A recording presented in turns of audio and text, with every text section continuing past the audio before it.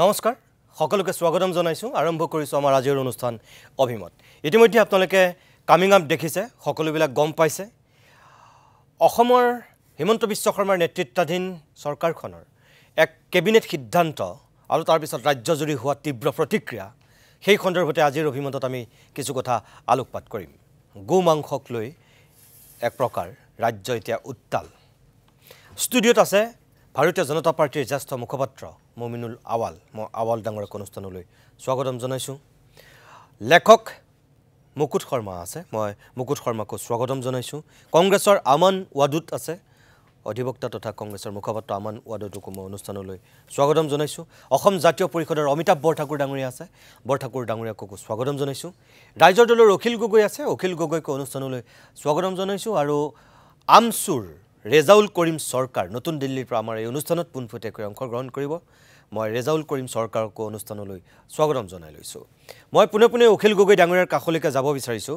গগৈ ডাঙৰীয়া ইতিমধ্যে আপুনি গম পাইছে গোমাংসক লৈ ৰাজ্য উত্তাল হৈছে আপুনি কিছু প্ৰতিক্ৰিয়া ব্যক্ত কৰিছে সংবাদ মাধ্যমত আমি দেখিছো তথাপিও অভিমতত আমি বিষয়টো আলোকপাত কৰিব বিচাৰিছো কেবিনেটত যে সিদ্ধান্ত গ্ৰহণ কৰা হ'ল এতিয়া মিশ্ৰিত প্ৰতিক্ৰিয়া হৈছে বহুতে সমৰ্থনো কৰিছে কিন্তু গৰিষ্ঠ সংখ্যক মানুহে ইয়াৰ বিৰোধিতা কৰা এতিয়া দেখিবলৈ পোৱা গৈছে বিশেষকৈ সংখ্যালঘু মানুহখিনিটো বিৰোধিতা কৰিছে একাংশ ব্যৱসায়ীও ইয়াৰ বিৰোধিতা কৰিছে আজিৰ দিনটোত আপোনাৰ প্ৰথম বক্তব্য কি হ'ব এতিয়া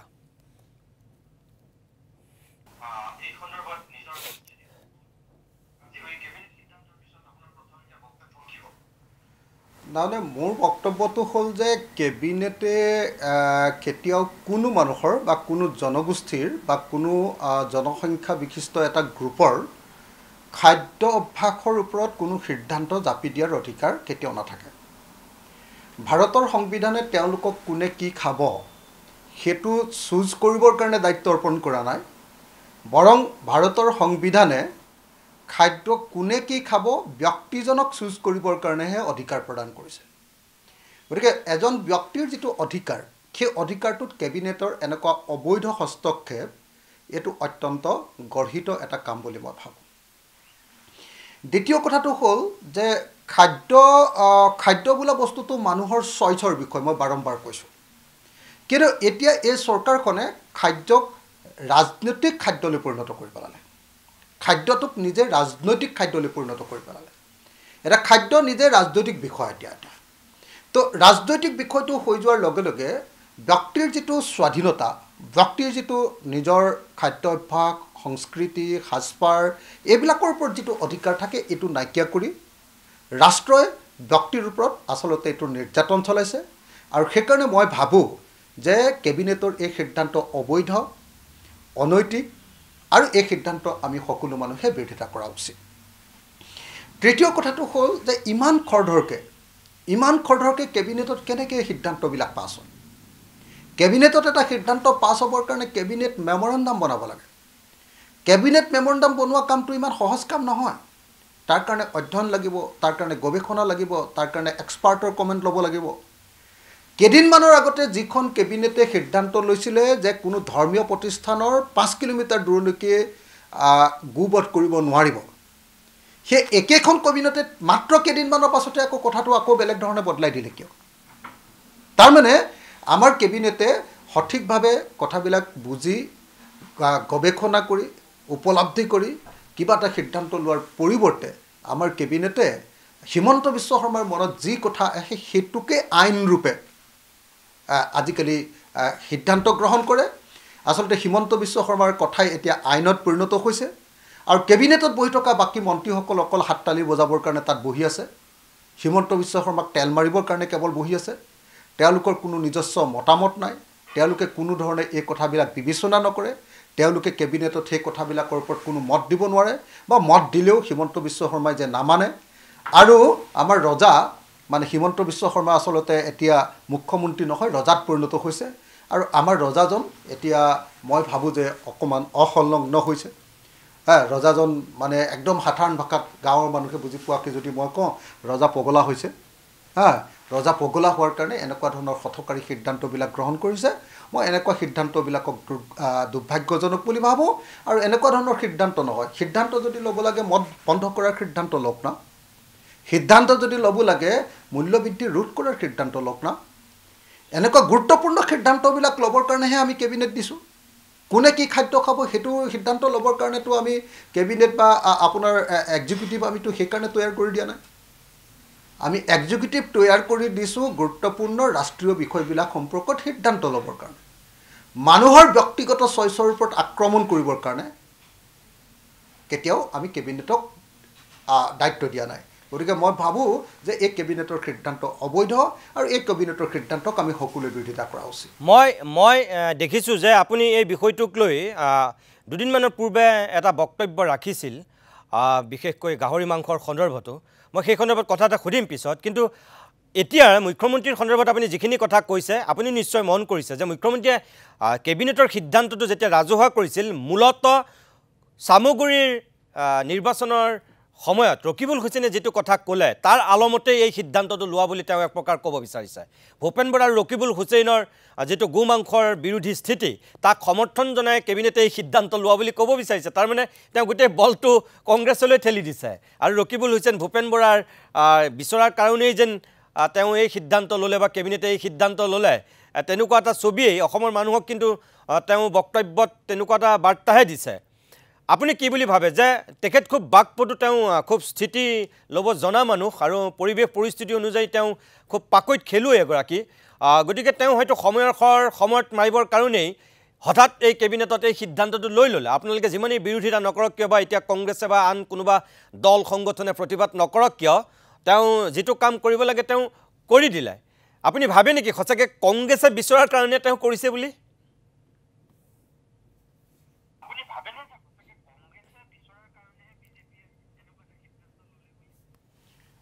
নাই আপুনি সঠিকভাৱে এইটো কথা কৈছে যে আমাৰ মুখ্যমন্ত্ৰীজনৰ নিচিনা পাল্টি মাৰিব পৰা মানুহ পৃথিৱীত আৰু কোনো নাই যিজন মানুহ আছু আছিলে আছুৰ পৰা আলফা হ'ল আলফাৰ পৰা এজিপি হ'ল এজিপিৰ পৰা কংগ্ৰেছ হ'ল কংগ্ৰেছৰ পৰা বিজেপি হ'ল আকৌ যদি এআইডিএফৰ অৱস্থা ভাল হয় আকৌ এআইডিএফ হ'ব তেওঁ তো গতিকে তেওঁ মানে সদায় আমি দেখিছোঁ যে যিফালে সুতটো বয় আৰু যিফালে চান্সটো ল'ব পাৰে সদায় তেনেকুৱা ধৰণৰ লুটি বাগৰ মৰা মানে এনেকুৱা কান্ধুলি মাছৰ নিচিনা লুটি বাগৰ মৰা মানুহ এজন তেওঁ মানে আচলতে আমিতো ক'তো শুনা নাই যে ৰকিবুল হুছেইন ডাঙৰীয়া বা ভূপেন বৰাই মানে গু মাংস নিষিদ্ধ কৰিবলৈ ক'ৰবাত কৈছে বৰং আমি শুনিছিলোঁ যে ৰকিবুল হুছেইন ডাঙৰীয়া আৰু ভূপেন বৰা ডাঙৰীয়াই কৈছিলে যে আপোনালোকেতো ইমান গৰু মাংসৰ বিৰুদ্ধে কথা কয় এতিয়াচোন আপোনালোকে সামগ্ৰী সমষ্টিত গৰু মাংস বিলাই লৈ আপোনালোকে ভোট বিচাৰিছে আমাৰ হাতত প্ৰমাণ আছে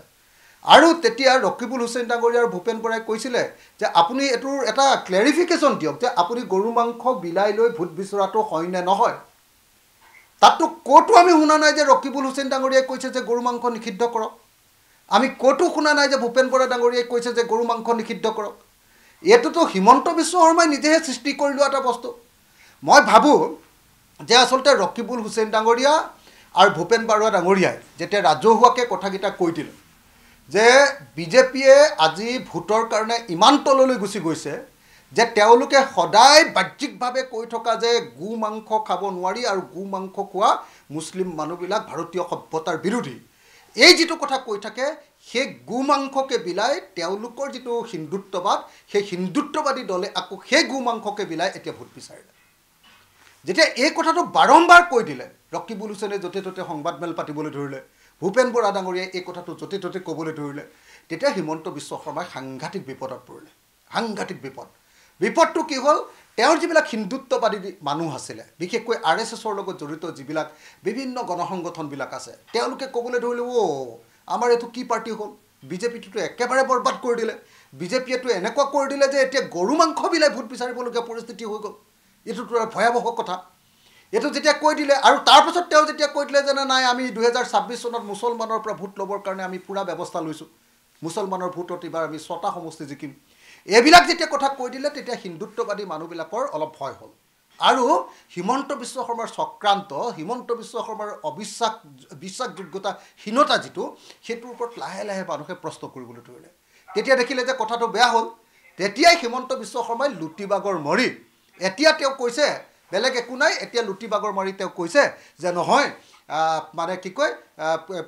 ৰকিবুল হুছেইনে যদি লিখি দিয়ে তেতিয়াহ'লে মই গো মাংস নাইকিয়া কৰি দিম, গো মাংস নিষিদ্ধ কৰি দিম। গো মাংস নিষিদ্ধ কৰাৰ কথা কোৱা নাই, বৰং হিমন্ত বিশ্ব শৰ্মাই এইবাৰ গো মাংস বিলাই লৈ গোটেই সমাজত যি ধৰণে নিন্দিত হ'ল সেই নিন্দাৰ পৰা বাচিবৰ কাৰণে তেওঁ গো মাংস আচলতে নিষিদ্ধ কৰিছে আৰু এইটো অন্যায় কাম কৰিছে, এইটো বেআইনী কাম কৰিছে, এইটো তেওঁ সাম্প্ৰদায়িক কাম কৰিছে। গতিকে মই ভাবোঁ যে এইটোৰ লগত ৰকিবুল হুছেইন আৰু ভূপেন বৰাক জড়িত কৰাটো এইটো এটা ৰাজনৈতিক চক্ৰান্তৰ বাহিৰে আন একো নহয়। এই ক্ষেত্ৰত কংগ্ৰেছ দলৰ পক্ষত আমি আছোঁ, কংগ্ৰেছ দলে কেতিয়াও এই কামটো কৰাটো আমি দেখা নাই। ৰকিবুল হুছেইন আৰু ভূপেন বৰাৰ সন্দৰ্ভত আপুনি যি কৈছে ইয়াক কংগ্ৰেছৰ মুখপাত্ৰ আছে তেখেতসকলে ক'ব। মই আপোনাক ধন্যবাদ জনাইছোঁ অকণমান সময়ৰ কাৰণে। পৰৱৰ্তী সময়ত আকৌ যাম। মই ৰিজাউল কৰিম চৰকাৰৰ কাষলৈ যাব বিচাৰিছোঁ। আমছুৰ সভাপতি তেওঁ নতুন দিল্লীৰ পৰা আমাৰ এই অনুষ্ঠানত পোনপটীয়াকৈ আছে। তাৰপিছতে মই ষ্টুডিঅ'ৰ মাজলৈ আহিম। ৰিজাউল কৰিম চৰকাৰ, আপুনি আজি দিল্লীৰ পৰাই আপোনাৰ প্ৰতিক্ৰিয়া ব্যক্ত কৰিছিল, আমি দেখিছোঁ দিনৰ ভাগত। তথাপিও এই মুহূৰ্তত মই সুধিছোঁ, মিশ্ৰিত প্ৰতিক্ৰিয়া হৈছে। সংখ্যালঘুৰ একাংশ মানুহেও কিন্তু কৈছে যে হোটেল ৰেষ্টুৰেণ্ট বা ৰাজহুৱা স্থানত গো মাংস নিষিদ্ধ কৰিলেই যেনিবা কি আপত্তি হ'ল, গো মাংস নাখালেই যেনিবা ক'ত জগৰ লাগিলনো, এনেকুৱাও কিন্তু কৈছে একাংশই। অখিল গগৈ বক্তব্য নিশ্চয় আপুনি শুনিছে। আপুনি আমছুৰ সভাপতি, আপোনাৰ বক্তব্য কি হ'ব এতিয়া? চাওক, প্ৰথম কথা হৈছে যে আজি অসমবাসী হিচাপে আৰু অসমৰ এজন অসমীয়া যুৱক হিচাপে আজি মই এইটো টক শ্ব' কৰাটো আজি দুৰ্ভাগ্যজনক বুলি ভাবিছোঁ যে যি সময়ত অসমৰ ৰাইজে মূল্যবৃদ্ধিত ককবগাই আছে, যি সময়ত অসমৰ লাখ লাখ নিবনুৱাই কৰ্মসংস্থাপন পোৱা নাই, যি সময়ত অসমৰ GDP বহুত তলত, যি সময়ত অসমৰ ৰাস্তা ঘাট নাই, খোৱা পানী নাই, বিদ্যুৎ নাই, গৰাখহনীয়াই হাজাৰ হাজাৰ মানুহ গৃহহীন কৰিছে, সেই সময়ত এইবোৰ আলোচনা আচলতে আমি অসমৰ সংবাদ মাধ্যমৰ জৰিয়তে চৰকাৰৰ দৃষ্টি আকৰ্ষণ কৰাটো আমি বিচাৰোঁ আৰু আপোনালোকে সেইটো কাম কৰি থাকে। কিন্তু চৰকাৰে এনেকুৱা এটা কথা কৈ দিলে যিটোৰ কাৰণে আজি আমি এই আলোচনাত বহিবলগীয়া হ'ল।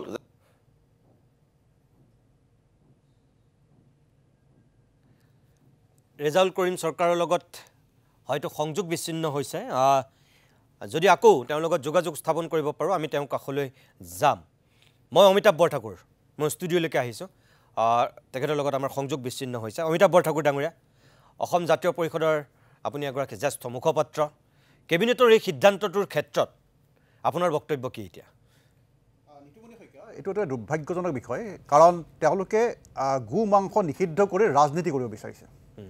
কাৰণ বিজেপিয়ে ২৬ৰ নিৰ্বাচনটো সমাগত, কাৰণ তেওঁলোকে জানে তেওঁলোকৰ যিখিনি প্ৰতিশ্ৰুতি অসমৰ ৰাইজক দিছিলে তেওঁলোকৰ এটাও প্ৰতিশ্ৰুতি সম্পূৰ্ণ কৰিব পৰা নাই। ঋণৰ ধাৰত চৰকাৰ ৰাজ্যখন পুতি পেলাইছে। তেওঁলোকে যিখিনি প্ৰতিশ্ৰুতি আগতে দিছিলে, আজি নিবনুৱা সমস্যাকে ধৰক, মূল্যবৃদ্ধি সমস্যা থাকে ধৰক, পেট্ৰল ডিজেলৰ দামকে ধৰক, এই সকলো ৰাইজেতো তেওঁলোকক প্ৰশ্ন কৰিব। কিন্তু এই প্ৰশ্নৰ পৰা তেওঁলোক ফালৰি কাটি যাবৰ কাৰণে তেওঁলোকে গো মাংসটো তেওঁলোকে ইয়াতে টানি আনিছে। এতিয়া এটা কথা নিতুমণি শইকীয়া মনত ৰাখিব, তেওঁলোকে নিজকে সনাতনী ধৰ্মৰ ৰক্ষাৰ কাৰণে কাম কৰা বুলি কয়। যদি প্ৰকৃততে তেওঁলোকে সনাতনী ধৰ্মৰ ৰক্ষাৰ কাৰণে কাম কৰিছে, গো মাংসৰ লগতে তেওঁলোকে বাকী মাংসকো তেওঁলোকে নিষিদ্ধ কৰিব লাগিছিলে। কাৰণ আমাৰ সনাতনী ধৰ্মত, যদি সনাতন ধৰ্মত বা গীতা ভাগৱতত আমাক নিৰামিষ ভোজি খাবৰ কাৰণে, আমিষ ভোজি নাখাবৰ কাৰণে, নিৰামিষ ভোজি খাবৰ কাৰণে আমাক পৰামৰ্শ দিছে। যদি প্ৰকৃততে তেওঁলোকে সনাতন ধৰ্মৰ ৰক্ষাৰ কাৰণে চিন্তা কৰিছিল, তেওঁলোকে অন্য জীৱ জন্তুকো তেওঁলোকে মৃত্যুৰ মুখৰ পৰা বচাব পাৰিলেহেঁতেন আৰু সেইটো কৰা উচিত আছিল। মানে জীৱ হত্যা মহাপাপ আমাৰ হিন্দু ধৰ্মৰ মতে। তেওঁলোকে, মই এজন সনাতনী ধৰ্ম, মই যোৱা 13 চনৰ পৰা মই মাংস নাখাওঁ, কাৰণ কিবা জীৱক হত্যা কৰাটো মই পাপ বুলি ভাবোঁ। যদি প্ৰকৃত অৰ্থত তেওঁলোকে সঁচাকৈ সনাতনী ধৰ্মৰ হৈ কাম কৰিছে, তেওঁলোকে জীৱ হত্যাটো বন্ধ কৰি দিব লাগিছিল। আৰু তেতিয়াহ'লে মই আমাৰ মুখ্যমন্ত্ৰী ডাঙৰীয়া একবাৰ বিজেপি চৰকাৰক ইয়াৰ পৰা হাজাৰবাৰ চেলুট মাৰিলোহেঁতেন। কিন্তু তাকে নকৰি তেওঁলোকে এটা ধৰ্মক টাৰ্গেট কৰি লৈ মেৰু বিভাজন কৰিবৰ কাৰণে তেওঁলোকে এই গো মাংসটো নিষিদ্ধ কৰিছে। এইটো মই ইয়াৰ পৰা ধিক্কাৰ জনাইছোঁ। অসমত কি সমস্যা নাই? হাজাৰটা সমস্যা আছে। তেওঁলোকে কোনটো সমস্যা সমাধান কৰিলে? এটাটো সমস্যা সমাধান কৰা নাই। সিদিনা তেওঁলোকে ষ্টেট বেংকৰ, উত্তৰ পূৰ্বাঞ্চলৰ ষ্টেট বেংকৰ এমপ্লয়ী যিখিনি এপইণ্টমেণ্ট দিছে তাতো 60% বহিৰাগত গতাই দিলে। ইলেক্ট্ৰিচিটি বিল ধৰক, আমি ৰাইজ হাহাকাৰ কৰিব লগা হৈছে স্মাৰ্ট মিটাৰত, সেইখিনি তেওঁলোকে কি সফল, তেওঁলোকে কিবা কাম কৰিলে নে সেইখিনি মানুহ সকাহ দিবৰ কাৰণে? টেক্সৰ কবলত পৰি সকলো কৰ বৃদ্ধি কৰিছে তেওঁলোকে, মানুহৰ হাহাকাৰ কৰি দিছে। মানুহে টেক্স দিব নোৱাৰা অৱস্থালৈ পৰিণত হৈছে। ৰাস্তাত টোল গেট টেক্স, আপোনালোকৰ পেট্ৰল ডিজেলৰ টেক্স, ক'ত টেক্স নাই সকলোতে টেক্স বৃদ্ধি কৰিছে এতিয়া কোৱা শুনিছোঁ আৰু নতুনকৈ কিছুমান GST ৰেট বৃদ্ধি কৰিবলৈ তেওঁলোক গৈ আছে মানুহক পানীত হাঁহ নচৰা অৱস্থা কৰিছে এই যে 1.5 লাখ কোটি টকা তেওঁলোকে ঋণ ল'লে ক'ত খৰচা কৰিছে তেওঁ হোৱাইট পেপাৰ পাব্লিছ কৰকচোন তেওঁলোকেতো সেইটো নকৰে মাহে মাহে হাজাৰ হাজাৰ কোটি টকা ঋণ ক'ত খৰচা কৰিছে তেওঁলোকে ঋণ দুই এখন হেৰি বনাই অভাৰব্ৰিজ বনাই তেওঁলোকে উন্নতিৰ জখলাত বগাইছোঁ বুলি ক'লে ৰাইজ যে মানি ল'ব নোৱাৰে বা আমি মানি ল'ব নোৱাৰোঁ তেওঁলোকে একচুৱেলি প্ৰকৃততে উন্নয়ন যদি হৈছে ক'ত হৈছে তেওঁলোকে দেখাওক শ্বেতপত্ৰ প্ৰকাশ কৰক তেতিয়া আমি মানি ল'ম কিন্তু এতিয়া তেওঁলোকে নিৰ্বাচনৰ আগত গো মাংস নিষিদ্ধ কৰি যি মেৰু বিভাজন কৰিব বিচাৰিছে এইটো আমি ইয়াৰ পৰা মই ধিক্কাৰ দিছোঁ ধন্যবাদ মই আহিম আপোনাৰ কাষলৈ মই আমান ৱাদুদ কংগ্ৰেছৰ মুখপাত্ৰ মই আপোনাৰ কাষলৈ আহিছোঁ মুখ্যমন্ত্ৰীয়ে কেবিনেট সিদ্ধান্ত যেতিয়া সংবাদ মাধ্যমৰ আগত ৰাজহুৱা কৰিছিল কংগ্ৰেছৰ গাতেই ভেজা দিছিল ভূপেন বৰা আৰু ৰকিবুল হুছেইনৰ কাৰণেই এক প্ৰকাৰ এই সিদ্ধান্তটো লোৱা বুলি আজি AIUDF আপোনালোকক সমালোচনা কৰিছে সঁচাকৈ ৰকিবুল হুছেইনে কৈ পেলাই মুখ্যমন্ত্ৰীক এটা সুযোগ দি দিলে নেকি এই পৰিৱেশটো সূচনা কৰিবৰ কাৰণে অখিল গগৈ ডাঙৰীয়াই ধুনীয়াকৈ বুজাই থৈ গৈছে যে এক্সেক্টলি কি পলিটিকেল চক্ৰান্ত ইয়াত হিমন্ত বিশ্ব শৰ্মা ডাঙৰীয়াই কৈছে ভূপেন বৰা ডাঙৰীয়া আৰু ৰকিবুল হুছেইন ডাঙৰীয়াই কি কৈছিলে তেওঁলোকে কৈছিলে যে আনফেয়াৰ মিনছ ইউজ কৰি পেলাই তেওঁলোকে চামাগুৰিত ইলেকশ্যন হাৰিছে আৰু এইটো এটা কথা কোৱা নাছিলে বিভিন্ন ধৰণৰ কথা কৈছে যে কি ধৰণে তেওঁলোকে ৰিগিং কৰিছিলে কি ধৰণে ইলেকশ্যন কমিশ্যন অফ ইণ্ডিয়াৰ ওচৰত যোৱা হৈছিলে তেওঁলোকে কোনো একশ্যন লোৱা নাই যিবোৰ অথৰিটিজ আছিলে থানাৰ OC হওক বা আৰক্ষী অধীক্ষক হওক কেনেকুৱা পক্ষ লৈ পেলাই তেওঁলোকে কাম কৰিছিলে তাৰ পৰা এটা কথা উঠাই পেলাই হিমন্ত বিশ্ব শৰ্মা ডাঙৰীয়াই যেতিয়া বেকফুটত গৈছে লোকৰ আগত এক্সপ'জ হৈছে তেওঁৰ ৰাজনীতি এক্সপ'জ হৈছে তেতিয়া এই কেবিনেট ডিচিশ্যন লৈছে ইয়াত এই কেবিনেট ডিচিশ্যনটোৰ পাৰ্পাছটো কি এতিয়া নাগৰিকৰ কাৰণে কি খায় কি নাখায় সেইটো এটা মৌলিক অধিকাৰ তেওঁৰ কাৰণে আৰু এইটো মই কোৱা নাই এইটো সংবিধানে কৈছে মই ৰিচেণ্টলি মই আপোনাৰ বম্বে হাইকোৰ্টৰ 2015ত বম্বে হাইকোৰ্টৰ জাজমেণ্ট এটা আছিলে শ্বেখ জাহিদ মুক্তা ভাৰ্চেছ ষ্টেট অফ মহাৰাষ্ট্ৰ তাত মই সেই ৰিলেভেণ্ট লাইনটো মই ট্ৰান্সলেট কৰিছোঁ য'ত কোৱা হৈছিলে নাগৰিকসকলৰ খাদ্য খোৱাৰ বাছনিৰ ক্ষেত্ৰত নাগৰিকসকলক অকলে এৰি দিয়াৰ প্ৰয়োজন বিশেষকৈ যেতিয়া তেওঁলোকৰ পচন্দৰ খাদ্য স্বাস্থ্যৰ বাবে ক্ষতিকাৰক নহয় সুপ্ৰিম কোৰ্টে আৰু এটা জাজমেণ্টত কৈছিলে হিংসা বিৰোধী সংঘ তাত কোৱা হৈছিলে যে কোনে কি খায় নাখায় সেইটো তেওঁৰ পাৰ্চনেল এফেয়াৰ হয় আৰু that comes under the right to privacy which is included in the article 21 of the constitution of India আৰু এটা ইম্পৰ্টেণ্ট কথা যে 2021 চনত তেওঁলোকে যিটো আইন আনিছিলে ইয়াৰ ওপৰত তাত প্ৰত্যক্ষভাৱে লিখা আছিলে যে কোনো ৰিলিজিয়াছ প্লেচৰ মন্দিৰ হওক বা সত্ৰৰ 5 কিলোমিটাৰৰ আশে পাশে কোনো ধৰণৰ গোমাংস বিক্ৰী কৰিব নোৱাৰিব আপুনি মোক কওকচোন দুই এটা হোটেলৰ নাম য'ৰ 5 কিলোমিটাৰ আশে পাশে কোনো মন্দিৰ নাই মই নিজে জানো যে বহুত তেনেকুৱা ধৰণৰ হোটেলৰ মালিকক এৰেষ্ট কৰা হৈছিলে আগত এতিয়া এই কেবিনেট এমেণ্ডমেণ্টটো আনাৰ কি পাৰ্পাছ কোনো পাৰ্পাছ নাই ৰাজনীতিৰ বাহিৰে কোনো পাৰ্পাছ নাই 2021ত অলৰেডি তেওঁলোকে আইনটো আনিছে এতিয়া আনাৰ ডেফিনেটলি কোনো পাৰ্পাছ নাই তাৰ পাছত তেওঁৰ হিপক্ৰেচিটো চাওক আজি মই দিলীপ শইকীয়া ডাঙৰীয়াক শুনিছোঁ তেওঁ এই গোটেই বস্তু ধৰ্মীয়কৰণ কৰিবলৈ চেষ্টা কৰিছে তেওঁ কৈছে যে এইটো ধৰ্মীয় অনুভূতিত আঘাত কৰিছে কাৰণে আমি এই কেবিনেট ডিচিশ্যন আনিছোঁ মই তেওঁক সুধিব বিচাৰিছোঁ যে গোৱা মণিপুৰ নাগালেণ্ড মেঘালয় অৰুণাচল প্ৰদেশ আৰু ত্ৰিপুৰাত আপোনালোকৰ চৰকাৰ আছে তাত ধৰ্মীয় অনুভূতিত আঘাত কৰা নাইনে উত্তৰ প্ৰদেশত আটাইতকৈ বেছি তাৰ পৰা মাংস এক্সপৰ্ট হয় আনকি আজি মোদী চৰকাৰ অহাৰ পাছত আমি আজি ব্ৰাজিলৰ পাছত সেকেন্ড লাৰ্জেষ্ট এক্সপৰ্টাৰ আৰু ইউপিত বিফ ট্ৰান্সপৰ্টেশ্যনত কোনো ধৰণৰ বেন নাই মই এইটো আপোনাৰ আলাহাবাদ হাইকোৰ্টৰ জাজমেণ্ট য'ত নেকি কোৱা হৈছে যে উত্তৰ প্ৰদেশৰ যিটো আইন তাত বিফ ট্ৰান্সপৰ্টেশ্যনৰ কোনো বেন নাই কাউ ট্ৰান্সপৰ্টেশ্যন আছে বিফ ট্ৰান্সপৰ্টেশ্যনৰ বেন নাই কিয় কাৰণ তাৰ পৰা তেওঁলোকে বিজনেছ কৰিব পাৰে এতিয়া এই ৰাজনীতি তেওঁ কিয় কৰিলে মোৰ আগত মোৰ বক্তাবোৰে ধুনীয়াকৈ বুজাই থৈ গৈছে যে আপোনাৰ গৰাখহনীয়া কৰ্মসংস্থাপন নাই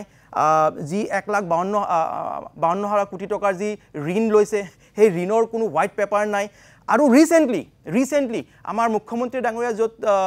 ঝাৰখণ্ডত তেওঁ আছিলে ইনচাৰ্জ হৈ আছিলে তাত বহুত বেয়াকৈ তেওঁ হাৰিছে ঝাৰখণ্ডৰ ইলেকশ্যন ইয়াৰ কাৰণে তেওঁ নাগপুৰত তেওঁৰ বিজেপিৰ হাইকমাণ্ডৰ ওচৰত তেওঁৰ গুৰুত্ব কমি গৈছে এইবোৰ নাটক কৰি পেলাই তেওঁ গুৰুত্ব বঢ়াবলৈ চেষ্টা কৰিছে তাৰ বাহিৰে আৰু একো নহয় ঠিক আছে মই ধন্যবাদ জনাইছোঁ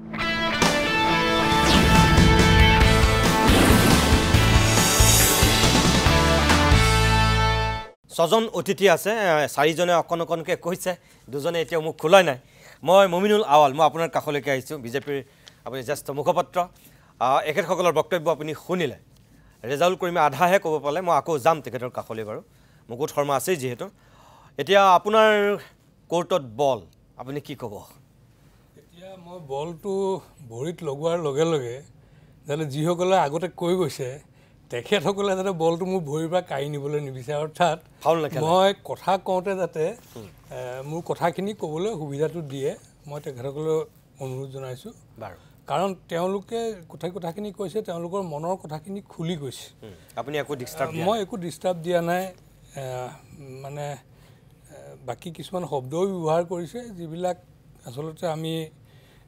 পৰাপক্ষত নকৰোঁ তেনেকুৱা শব্দ কিছুমানো দুই এজনে উল্লেখ কৰিছে সেইখিনি কোনো ক'বলগীয়া নাই বাৰু কিন্তু কথাটো হৈছে যে গো মাংসটো কেবিনেটে অসমত নিষিদ্ধ কৰা নাই পৰিৱেশনৰ ক্ষেত্ৰত কেইটামান নিয়ম নতুনকৈ সংযোজিত কৰিছে কোনো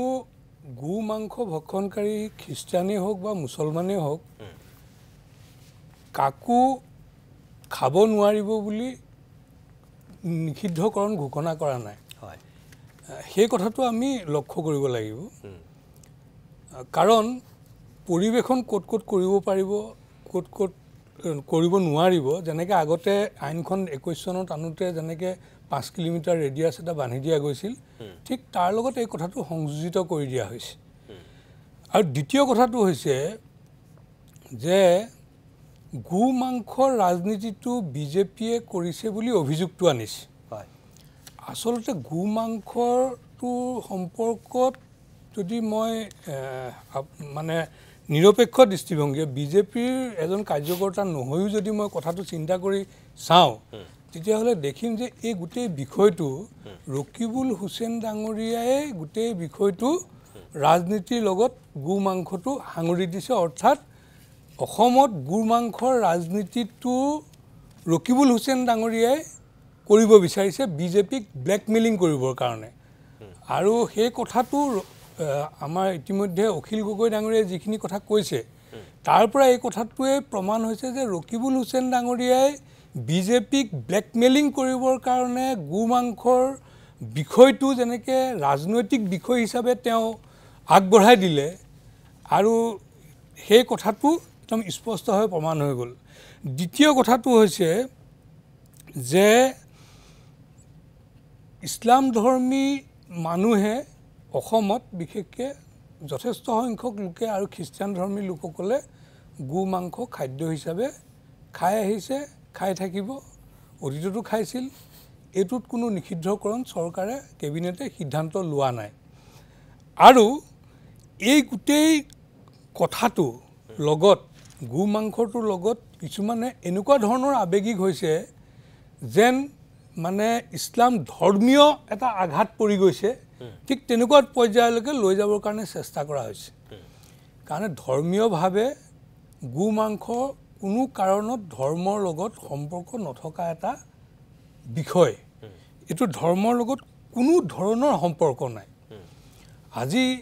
ইছলাম ধৰ্মৰ ইছলামিক যিবিলাক ৰাষ্ট্ৰ আছে তাতোতো মানুহে গো মাংস ব্যৱহাৰ নকৰে আৰু অসমত মানে এনেকুৱা হয় যে গৰু খালেহে মুছলমান গৰু নেখালেই মুছলমান নহয় ঠিক এনেকুৱা এটা মানে ধাৰণা দিবৰ কাৰণে চেষ্টা কৰা হৈছে আৰু এনেকুৱা এটা ধাৰণা দিবৰ কাৰণে চেষ্টা কৰা হৈছে যে গো মাংস পৰিৱেশন কৰাৰ ক্ষেত্ৰত ৰেষ্টুৰেণ্ট হোটেলত বা ৰাজহুৱা সভা সমিতিত এইবিলাকত যিটো বন্ধ কৰিলে কেবিনেটে সেইটো মানে নিষিদ্ধকৰণ যেন হৈ গ'ল ঠিক তেনেকুৱা ধৰণৰ এটা হুলস্থুল আজি সৃষ্টি হ'ব ধৰিছে কিন্তু মই ভাবোঁ যে ইছলাম ধৰ্মী যিসকল প্ৰকৃততে ইছলাম ধৰ্ম সম্পৰ্কত সজাগ আৰু সচেতন নিশ্চয় তেওঁলোক কেতিয়াও আৱেগিক নহয় তেওঁলোকে গোটেই কথাটো ধৰ্মীয় দৃষ্টিকোণেৰে বিবেচনা কৰিব কাৰণ ইছলাম ধৰ্মত এটা কথা আছে যিবিলাক বিষয়ে ফাসাদ অৰ্থাৎ মানে অশান্তিৰ খাম খেয়ালি যিবিলাক বিষয়ে সমাজত সৃষ্টি কৰিব পাৰে তেনেকুৱা বিষয়বিলাকৰ পৰা সদায় ইছলাম ধৰ্মী মানুহখিনি আঁতৰি থাকিবৰ কাৰণে আমাক ধৰ্মীয়ভাৱে নিৰ্দেশনা দিয়া আছে গতিকে আৰু যিখন দেশত থাকিব আইনটো মানি চলিব লাগিব। আজি আমি ভাৰতবৰ্ষত আছোঁ, ভাৰতীয় সংবিধান মানি চলোঁ, অসম প্ৰদেশত আছোঁ, অসম প্ৰদেশত আইন বিধানসভাই প্ৰস্তুত কৰিব।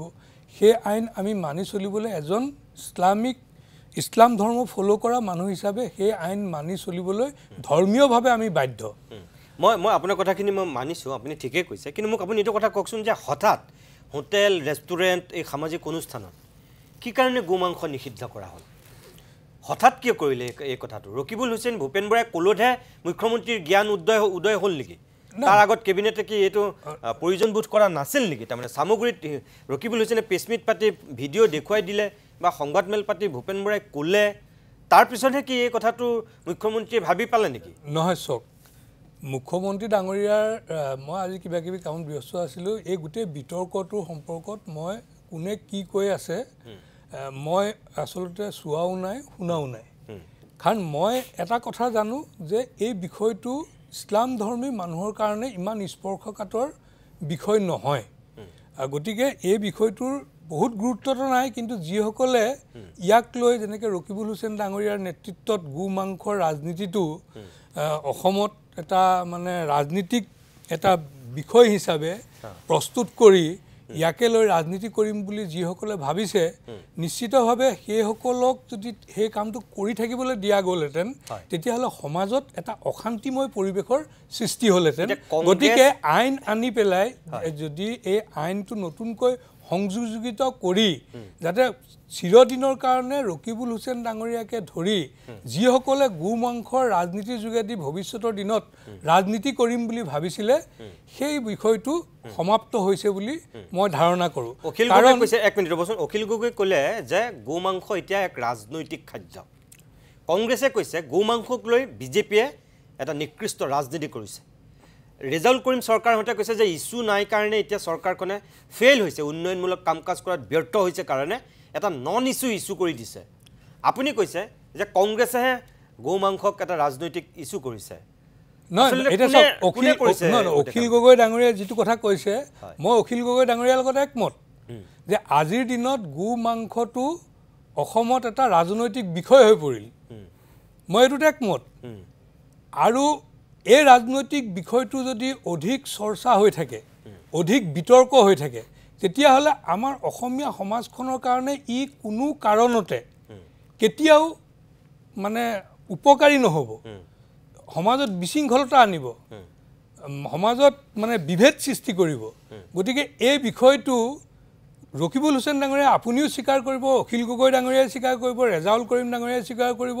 আমি ইয়াত থকা সকলোৱে আমি স্বীকাৰ কৰিম যে প্ৰথম কিন্তু গো মাংসৰ বিষয়টো ৰাজনীতিক পথাৰত ৰকিবুল হুছেইন ডাঙৰীয়াই প্ৰেজেণ্ট কৰিছিল। কাৰণ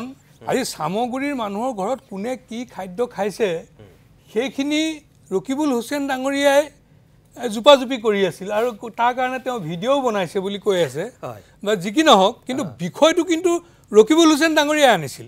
গতিকে মই ভাবোঁ যে এই বিষয়টোৰ কেবিনেট সিদ্ধান্তটোৰ যোগেদি ৰকিবুল হুছেইন ডাঙৰীয়াই যিটো এটা নতুন ৰাজনৈতিক ধাৰাৰে, নতুন উদ্যমেৰে তেওঁ ভৱিষ্যতৰ ৰাজনৈতিক দিনত আগবাঢ়িম বুলি ভাবিছিল, নিশ্চয় এই ইছ্যুটোৰ শেষ হ'ব। বা কোনো সি বিজেপিয়ে হওক, সি ৰাইজৰ দলে হওক, এজেপিয়ে হওক, অগপই হওক, কোনেও যাতে এই বিষয়টো লৈ ৰাজনীতি কৰি অসমীয়া সমাজত অশান্তিৰ সৃষ্টি কৰিব নোৱাৰে, তাৰ কাৰণে কেবিনেটে যিটো সিদ্ধান্ত লৈছে, এই সিদ্ধান্তটো অতি সময় উপযোগী হৈছে। তাৎক্ষণিকভাৱে লোৱা সিদ্ধান্তটোৱে নিশ্চিতভাৱে আমাৰ সমাজখনৰ মাজত শান্তি সম্প্ৰীতি অটুট ৰাখিব। ধন্যবাদ।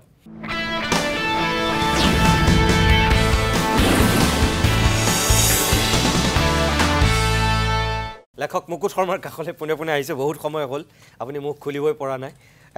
অতিথি বেছি যিহেতু, দুখিত। মই একো নকওঁ, আপুনি সকলোৰে বক্তব্য শুনিলে। কথা হ'ল যে এতিয়া হোটেল ৰেষ্টুৰেণ্ট সামাজিক অনুষ্ঠানত এই যে নিষিদ্ধ কৰা হ'ল গো মাংস, কেবিনেটে যিটো সিদ্ধান্ত ল'লে, আপুনি একমাত্ৰ অৰাজনৈতিক ব্যক্তি হিচাপে আছে, তেখেতসকল ৰেজাউল কৰিম চৰকাৰ ছাত্ৰ সংগঠনৰ সভাপতি, বাকী চাৰিটা ৰাজনৈতিক দলৰ প্ৰতিনিধি, আপোনাৰ বক্তব্যটো কি? প্ৰথম কথাটো হৈছে কি, এই গো ৰাজনীতিৰ এটা পাৰ্ট এইটো, আৰু এইটো সকলোৱে জানে যে এই কথাটোৰ জৰিয়তে মানুহৰ মাজত মেৰু বিভাজন কৰিব বিচৰা হৈছে আৰু হিন্দুত্বৰ মনোভাৱটো জগাই তুলি য'ত য'ত মানে তেওঁলোক ডেমেজ হৈছে বিজেপি সেই ক্ষেত্ৰত তেওঁলোকে ৰিপেয়াৰিং কৰি পুনৰ এক শ্ৰেণীৰ মানুহৰ মাজত তেওঁলোকৰ দৃঢ় কৰিব বিচাৰিছে গো মাংসক লৈ ৰাজনীতিটো আজিৰ নহয় ই বহুত পুৰণা 1857 চনত চিপাহী বিদ্ৰোহ হৈছিল তেতিয়াই গো ৰাজনীতি আৰম্ভ হৈছিল আৰু দয়ানন্দ সৰস্বতীয়ে 1882 চনত গো নিবাৰণী সংঘ এটা পাতি তেওঁ গো সংৰক্ষণৰ কাৰণে লাগিছিল আকৌ বিনুভাৱে 1978ত গো মাংসৰ মানে হত্যা বন্ধ কৰিবলৈ গো সংৰক্ষণৰ কাৰণে তেওঁ আমৰণ অনশন কৰিবও বিচাৰিছিল এইবিলাক কংগ্ৰেছেও মাজে মাজে মাত মাতিছে বিজেপিও মাত মাতিছে এইবিলাক আচলতে আমাৰ আলোচ্য বিষয় হ'ব নালাগিছিল এইকাৰণে মানুহে কি খাব এই কথাটো মানুহৰ ব্যক্তিগত চইচ এইটো ঠিক যে গো মাংস মুছলমানসকলৰ একমাত্ৰ খাদ্য নহয় তেওঁলোকে কৈছে যে হালাল কৰিব পৰা বস্তু খাব লাগে তাত গৰু বুলি কোৱা নাই এটা আচলতে বাহিৰতো ডুম্বা চুম্বা বেলেগ কিবা খায় ইয়াত আহি পৰম্পৰাগতভাৱে সেইবিলাক নাপায় কাৰণে গৰুত পৰিণত হ'ল গৰু খায় আৰু এতিয়া গৰু খায় বুলি ক'ব লাগিব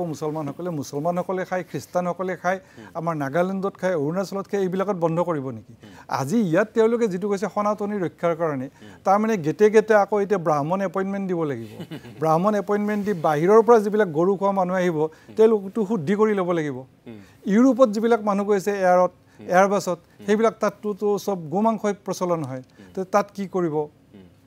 এতিয়া আসল কথাটো হৈছে অসমৰ সমস্যা কিমান শিক্ষাৰ ক্ষেত্ৰত আমি কিমান পিছ পৰি আছো ব্যক্তিগত আমাৰ যিবিলাক অসমীয়া মাধ্যমৰ স্কুল সেই স্কুলবিলাক ক্ৰমান্বয়ে বন্ধ হৈ যাব লাগিছে তাত মানুহে মাত নামাতে অসমীয়া মানুহ কৰ্ম বিমুখ হৈছে অসমীয়া মানুহ কৰ্মমুখী কৰিব লাগে সেইটো চৰকাৰে কৰা নাই 1200 টকা দিছে চাউল দিছে কিবা বাইজনী আইজনী কিবা কিবা আঁচনি দিছে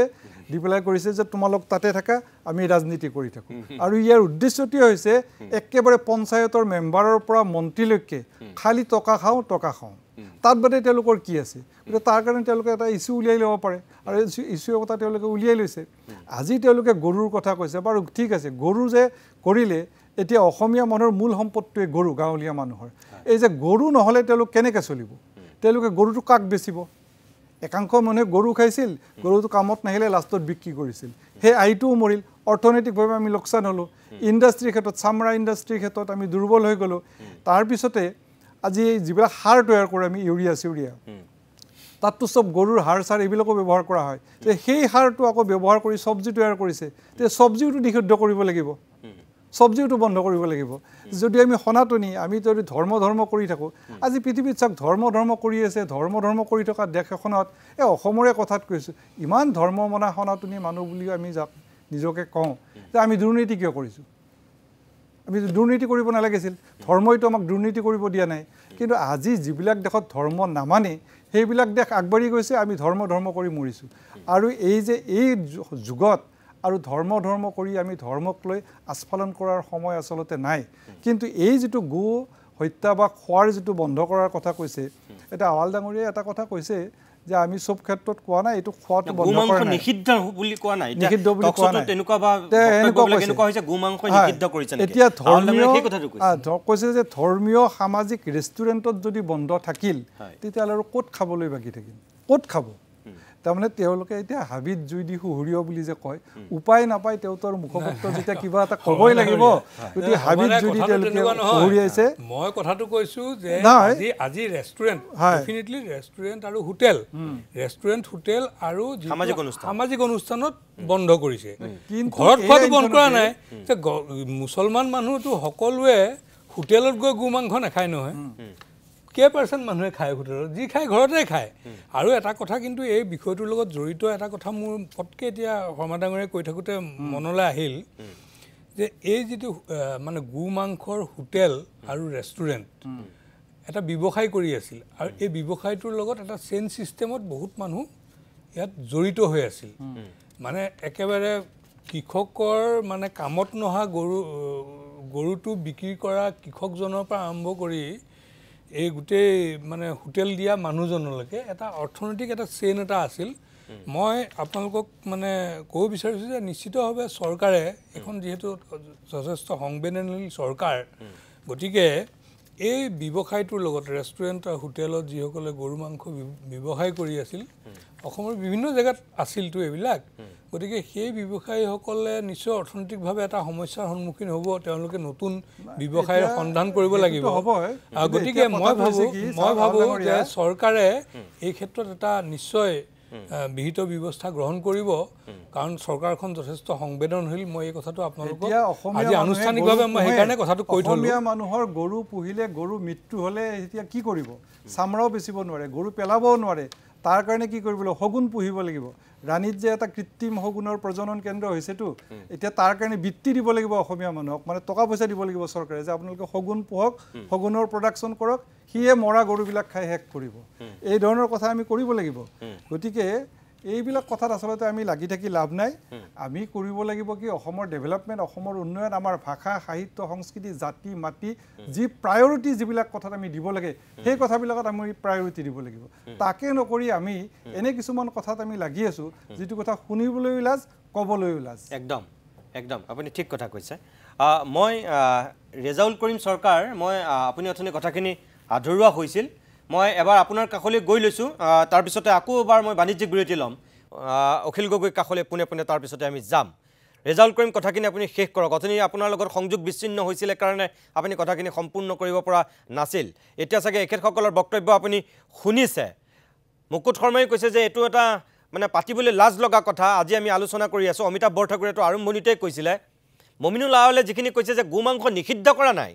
কিন্তু ৰেষ্টুৰেণ্ট হোটেল আৰু সামাজিক অনুষ্ঠানতহে ইয়াৰ খোৱা বোৱাটো নিষিদ্ধ কৰা হৈছে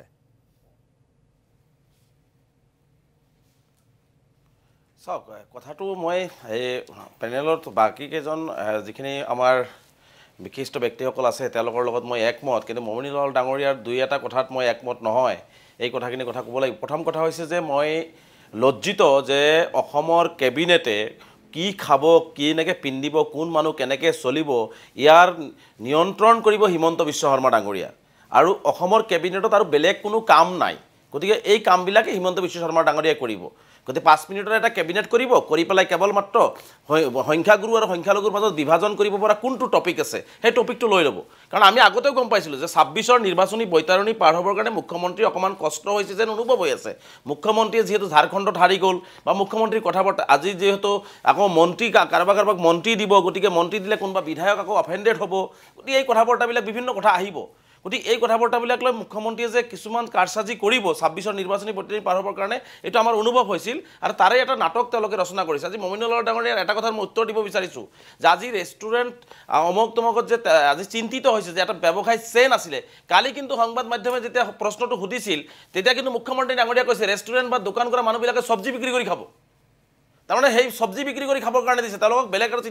বেলেগ তেওঁলোকৰ কাৰণে কেনেকৈ চিন্তা কৰিব আজি মমিনুল আউল ডাঙৰীয়াই চিন্তা কৰিব কৈছে কিন্তু মুখ্যমন্ত্ৰী কালিয়ে কৈ দিছে চব্জি বিক্ৰী কৰি খাব লাগিব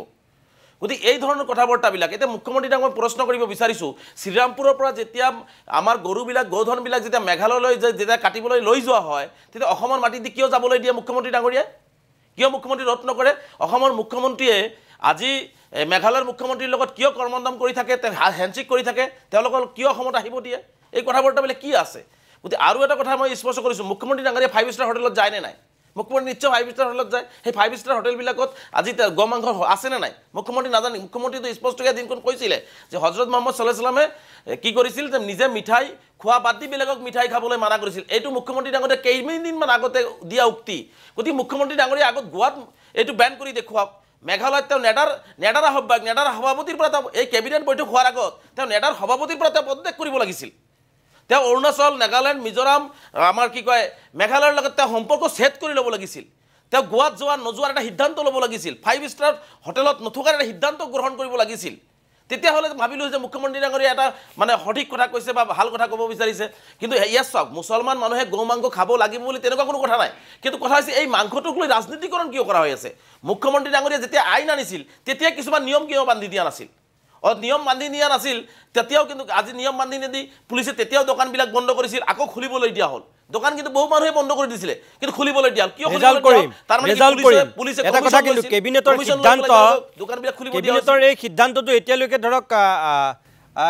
আইনতত পৰিণত হোৱা নাই কিন্তু আজি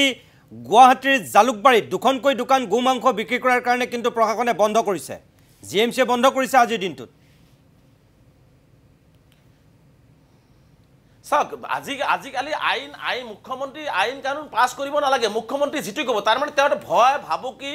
তেওঁ মানে একদম যিটো নিম্ন খাবৰ ৰাজনীতি সেইটো কৰি পেলাই তেওঁ এইবিলাক চিষ্টেম কৰে আৰু প্ৰশাসনে ধুনীয়াকৈ সেইবিলাক মানি যায় আজি জিলা প্ৰশাসনে হওক বা চৰকাৰী যিখিনি প্ৰশাসন তন্ত্ৰ আছে তেওঁলোক মুখ্যমন্ত্ৰীয়ে যি কথা তেওঁ কেবিনেটত ক'ব আইন হওক বা নহওক মুখ্যমন্ত্ৰী কোৱাৰ 2 মিনিট পিছৰ পৰা তেওঁলোকে কাৰ্যকৰী কৰা আৰম্ভ কৰে তাৰমানে মুখ্যমন্ত্ৰীৰ প্ৰতি তেওঁলোকৰ ভয় গতিকে কাইলৈ হয়তো চাকৰিটো গুচি যাব কিন্তু মই এটা স্পষ্ট কৰিব বিচাৰিছোঁ যে এই ইমান তললৈ গৈ ৰাজনীতি কৰিব নালাগিছিল মুখ্যমন্ত্ৰী ডাঙৰীয়া মই এটা কথা স্পষ্ট কৰিছোঁ যে আমি কি খাম কি পিন্ধিম কেনেকৈ চলিম এইটো ভাৰতীয় সংবিধান এখন ধৰ্মনিৰপেক্ষ ৰাষ্ট্ৰ এখন ইয়াত ভাৰতীয় সংবিধান আছে আমাৰ মূল কথা হৈছে যে আমি কি খাম কি পিন্ধিম তাতে যাতে অইন জাতি জনগোষ্ঠীৰ আবেগ অনুভূতিত আঘাত নহয় সেই বস্তুটো আমি লক্ষ্য কৰিব লাগে আৰু সেই বস্তুটো লক্ষ্য কৰিয়ে সংখ্যালঘু সমাজ আজি খ্ৰীষ্টান ভাইসকল হওক মুছলিম ভাইসকল হওক সেইটো চলি আছে আৰু আমি সেনেকেই ধৰণে কামবিলাক আগবঢ়াই লৈ গৈ আছোঁ আজি মুখ্যমন্ত্ৰীয়ে 5 কিলোমিটাৰ বেখাৰদত এবাৰ ক'ব নহয় কালি ক'ব যে তোমালোকে খাব নোৱাৰা ৰেষ্টুৰেণ্ট বন্ধ কৰি দিয়া কাইলৈ হয়তো মুখ্যমন্ত্ৰী যদি কৈ দিয়ে যে মুছলমান মানুহ যিমান আছে কোনেও আইন কেবিনেটৰ সিদ্ধান্ত হ'ল আপোনালোকে কাইলৈ হিন্দু হ'ব লাগিব তাৰমানে মুখ্যমন্ত্ৰী এই কথাবিলাক এনেকৈ জোৰ জুলুমকৈ কথাবিলাক ক'লেই মানি লোৱা হ'ব নেকি গতিকে মই সেইকাৰণে বিনম্ৰতাৰে মই আহ্বান জনাইছোঁ যে এই গো মাংসৰ ৰাজনীতি লৈ মুখ্যমন্ত্ৰী ডাঙৰীয়া 26ৰ নিৰ্বাচনী বৈতৰণি পাৰ কৰা বা অসমত যে ঋণত পোত গৈছে মূল্যবৃদ্ধি হৈছে অসমখন কঙা হৈ গৈছে অসমৰ মানুহক তেওঁ আচলতে নিয়ন্ত্ৰণ কৰিব পৰা নাই ভিতৰে উমি জ্বলি আছে চৰকাৰখনৰ প্ৰতি গতিকে মানুহৰ মন ডাইভাৰ্ট কৰিবৰ কাৰণে বা তেওঁৰ ৰাজনৈতিক ভৱিষ্যত সুৰক্ষিত কৰিবৰ কাৰণে এই ধৰণৰ পন্থা তেওঁ অৱলম্বন কৰিছে গতিকে এনেকুৱা পন্থাৰ পৰা তেওঁ বিৰত থাকক মানুহৰ হৈ কাম কৰক আজি মই এটা কথা কৈছোঁ যে ড্ৰাগছত যে হাজাৰ যুৱক যে অসমত আসক্ত হৈ যে ড্ৰাগছত আসক্ত যুৱক আৰু পৰিয়াল যে বিনষ্ট হৈছে ধ্বংস হৈ গৈছে তাৰ বিৰুদ্ধে মুখ্যমন্ত্ৰীয়ে ব্যৱস্থা কিয় গ্ৰহণ কৰা নাই প্ৰথম 1 মাহ চৰকাৰত আহি পেলাই ড্ৰাগছ হেক কৰিম বুলি কৈছিলে ড্ৰাগছ নিৰ্মূল কৰিম বুলি কৈছিলে এতিয়া দেখিছোঁ আমি অসমৰ চুকে কোণে মুখ্যমন্ত্ৰী কোৱাৰ পিছৰ পৰা ড্ৰাগছ আৰু অধিক হাৰত বৃদ্ধি হৈ অসমৰ যুৱ সমাজ ধ্বংসৰ পথত গুচি গৈছে মদ কোন দোকানে কিমান লিটাৰ বিক্ৰী কৰিব সেই কিমান কুইণ্টেল বিক্ৰী কৰিব তাৰ নিৰ্দেশনা চৰকাৰৰ পৰা আহে মদ খোৱাটো ভাল নেকি এইবিলাক মুখ্যমন্ত্ৰী বন্ধ নকৰিব মুখ্যমন্ত্ৰী অসমখন ধ্বংস হ'ব পৰা যিকোনো কাম তেওঁ সেইবিলাক বন্ধ নকৰে এতিয়া কোনে কি খাব কাৰ ঘৰত কেনেকৈ বিয়া পাতিব কোন ল'ৰাই কেনেকৈ পঢ়িব তাৰ ওপৰত মুখ্যমন্ত্ৰী নিয়ন্ত্ৰণ কৰিব বিচাৰিছে মুখ্যমন্ত্ৰী তেনেকুৱা নিয়ন্ত্ৰণ অসমৰ ৰাইজে মানি নলয় নহয় গতিকে মই স্পষ্ট কৰিছোঁ মুখ্যমন্ত্ৰী তেনেকুৱা নিয়ন্ত্ৰণ কৰাৰ যিটো অপচেষ্টা এই অপচেষ্টাটো মই নকৰাৰ কাৰণে আহ্বান জনাইছোঁ গৌ মাংস নাখালেও মানুহ চলি থাকিব কিন্তু তেওঁ গৌ মাংসক লৈ ৰাজনীতিকৰণ কিয় কৰি আছে গৌ মাংসক লৈ তেওঁ পলাৰাইজেশ্যন আমাৰ মাজত কেনে বিভাজন সৃষ্টি কিয় কৰিব বিচাৰি আছে আমি গৌ মাংস যিসকল মানুহে খায় কোনোবা মানুহক ধৰ্মীয় আবেগ অনুভূতিত আঘাত হানিছে নেকি হানাটো নাই গতিকে এনেকুৱা প্ৰপাগাণ্ডা সৃষ্টি কৰি মুখ্যমন্ত্ৰীয়ে কিয় এইটো অসমবাসী ৰাইজে গম পাইছে ৰেজাল্ট মই অকণমান বাণিজ্যিক বিৰতি ল'ম ৰেজাল্ট এইমাত্ৰ আপুনি যে ক'লে যে মুছলমান মানুহে হোটেল ৰেষ্টুৰেণ্টত যেনিবা গো মাংস নাখালেই একোডাল নহয় বুলি আপুনিয়ে ক'লে যদি একো নহয়েই তেনেহ'লে আকৌ ইমান সৰব হ'বলৈনো কি দৰকাৰ সৰব ন মুখ্যমন্ত্ৰী ডাঙৰীয়া কিয় ক'ব মুখ্যমন্ত্ৰী কোনে মই কি খাম মই কি পিন্ধিম মই কেনেকৈ চলিম মুখ্যমন্ত্ৰী ডাঙৰীয়াই সেইটো চাব লাগে যে কোনোবা ধৰ্মীয় আবেগ অনুভূতিত আঘাত হানিছে নেকি কোনোবা ৰেষ্টুৰেণ্টে কোনোবা এখন দোকানে কিন্তু সেই মানুহখিনি এতিয়া দক্ষিণ চালমাৰা মানকাশ্বৰত কোনোবাই দোকান কৰি খাব তাতে মুখ্যমন্ত্ৰী বাধা দিব কোনোবা এতিয়া সংখ্যালঘু অধ্যুষিত অঞ্চলত বাধা দিব কোনোবা এতিয়া গুৱাহাটীত থকা যিসকল গো মাংস ভক্ষণ কৰে কোনোবা এটা ঠাইত হয়তো নিৰাপদ ঠাইত কোনোবা মন্দিৰ নথকা ঠাইত সেনেকুৱা ঠাইত মানুহখিনি খাব তাতে মুখ্যমন্ত্ৰী বাধা দিব সেই বাধাটো কিয় দিব মুখ্যমন্ত্ৰী বাধা দিয়া নৈতিক অধিকাৰ নাই নহয় মুখ্যমন্ত্ৰী ডাঙৰীয়াৰ খাবলৈ নাখালেও মানুহ চলি যাব কিন্তু মুখ্যমন্ত্ৰী ডাঙৰীয়াৰ নৈতিক অধিকাৰে নাই মই কি খাম মই কি পিন্ধিম মই কেনেকৈ চলিম মুখ্যমন্ত্ৰী এই কথা ক'ব নোৱাৰে নহয় মুখ্যমন্ত্ৰী সকলো বস্তু জোৰ জুলুমকৈ আইন লাঠি পুলিচ এইবিলাক দি জাপি কিয় দিব বিচাৰিছে গতিকে মুখ্যমন্ত্ৰীয়ে জাপি দিয়া প্ৰতিটো সিদ্ধান্ত আমি কেবিনেটে মানি ল'ব পাৰে বিজেপি দলে মানি ল'ব পাৰে আমি মানি নলওঁ ঠিক আছে গতিকে আমি সেইকাৰণে মুখ্যমন্ত্ৰী ডাঙৰীয়াক কৈছোঁ অসমখন কেনেকৈ ৰক্ষা কৰিব অসমখন কেনেকৈ 5খন ৰাজ্যৰ ভিতৰত আগুৱাই লৈ যাব গো মাংসৰ 2খন ৰেষ্টুৰেণ্ট বন্ধ কৰি অসমখন 5খন ৰাজ্যৰ ভিতৰত এখন ৰাজ্য নহয় মুখ্যমন্ত্ৰী ডাঙৰীয়া এই কথাটো জনা উচিত অসমখন 5খন ৰাজ্যৰ ভিতৰত আগুৱাই যাব লগা হ'লে অসম ঋণমুক্ত হ'ব লাগিব অসমৰ নিবনুৱা সমস্যাৰ সমাধান হ'ব লাগিব অসমৰ প্ৰত্যেকটো জাতি জনগোষ্ঠীৰ মাজত সমন্বয় সৃষ্টি কৰিব লাগিব প্ৰত্যেকটো জাতি জনগোষ্ঠীৰ সকলো সমস্যাৰ সমাধান কৰিব লাগিব তেতিয়াহে 5খন ৰাজ্যৰ ভিতৰত আগুৱাই যাব ৰাজনীতি কেৱল মাত্ৰ তেওঁৰ গাদী ৰক্ষা তেওঁৰ গাদীটো যাওঁ অৱস্থা হৈছে 26ৰ নিৰ্বাচনী বৈতৰণি পাৰ কৰিব নোৱাৰিব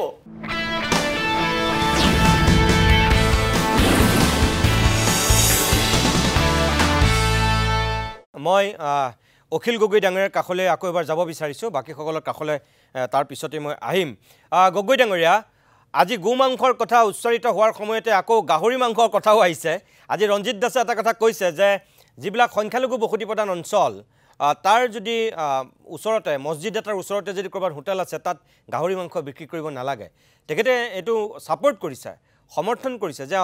এইটো বন্ধ হ'ব লাগে, মানে এইটো এনেকুৱা কৰিব নালাগে। ধৰ্মীয় আৱেগত যদি আঘাত সানিছে তেনেহ'লে সেইটো নিষিদ্ধ কৰিব লাগে। কিন্তু আপুনি ভাবেনে কোনোবাই যদি আজি গো মাংস এনেকুৱা কৰাৰ কাৰণে কাইলৈ গাহৰি মাংস নিষিদ্ধ কৰিব লাগে বুলি কয় কোনোবা হোটেল বা ৰেষ্টুৰেণ্টৰ পৰা, গৰুৰ প্ৰতি গো মাতাৰ প্ৰতি আমাৰ যিটো শ্ৰদ্ধা ভক্তি, হিন্দু ধৰ্মত কিন্তু গাহৰিও এজন দেৱতাৰ বাহন। চাবলৈ গ'লে হাঁহ আমাৰ কাৰোবাৰ বাহন, সকলোৱে জানে সৰস্বতীৰ লগত হাঁহটো অনবৰত থাকেই। এনেকৈ যদি সকলোৱে ধৰ্মীয় কথা কৈ পেলাই সকলো নিষিদ্ধ কৰিবলগীয়া হয় তেনেহ'লে দেখোন মানুহে একো খাবই নোৱাৰিব। এই ক্ষেত্ৰত আপোনাৰ বক্তব্য কি?